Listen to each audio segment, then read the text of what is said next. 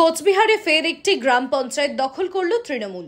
এবার তুফানগঞ্জ ১ নম্বর ব্লকের অন্দরান ফুলবাড়ি ১ নম্বর পঞ্চায়েতে ফুল বদল।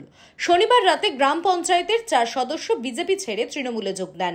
ওই গ্রাম পঞ্চায়েতের মোট আসন ১২টি, বিজেপির ১০টি, তৃণমূলের ২টি আসন ছিল। লোকসভা ভোটের পর একজন বিজেপি থেকে তৃণমূলে যোগ দেন। এবার আরও ৪ জনের দল বদল। এর ফলে ওই পঞ্চায়েত চলে গেল তৃণমূলের হাতে।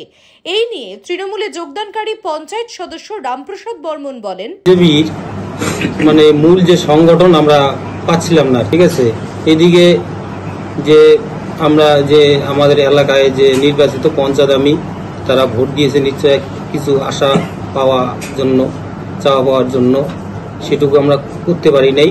আগামী দিনে যে উন্নয়নমূলক কাজগুলো যেন ভালোভাবে করতে পারি, মানুষকে যেন পরিষেবা ঠিকভাবে দিতে পারি। বিধায়ক তহবিল থেকে কিছু পারি নাই, সাংসদ থেকেও কিছু পারি নাই, এবং ১ বছর যে আমরা অঞ্চল চালালাম সেখানেও কিছু সেরকম উন্নয়ন করতে। পাশাপাশি এই প্রসঙ্গে কোচবিহারে তৃণমূল কংগ্রেসের জেলা সভাপতি অভিজিৎ দে ভৌমিক বলেন, আরো ৩ জন গ্রাম পঞ্চায়েত সদস্য এবং তাদের একজনের প্রতিনিধি এসছেন, দীপালি পাল, তিনি নিজে সরাসরি উপস্থিত হতে পারেননি, তার স্বামী ষষ্ঠী পাল এসছেন। নমিতা দাস, রামপ্রসাদ বর্মন এবং অজিত বর্মন, এই গ্রাম পঞ্চায়েত মেম্বাররা তারা তৃণমূল কংগ্রেসে যোগদান করলেন।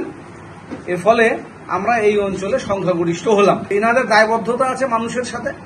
তৃণমূলকে গত পঞ্চায়েতে তাদের বুথে হারিয়ে তারা জিতে এসছে, কাজে তাদের গ্রহণযোগ্যতা, তাদের অ্যাকসেপ্টেবিলিটি এলাকাতে আছে। উন্নয়নের ক্ষেত্রে সমবন্টন নীতির মাধ্যমে আমাদের কাজ চলবে। আপনারা দেখছেন ইউএন লাইভ, বাংলা খবরের শেষ কথা।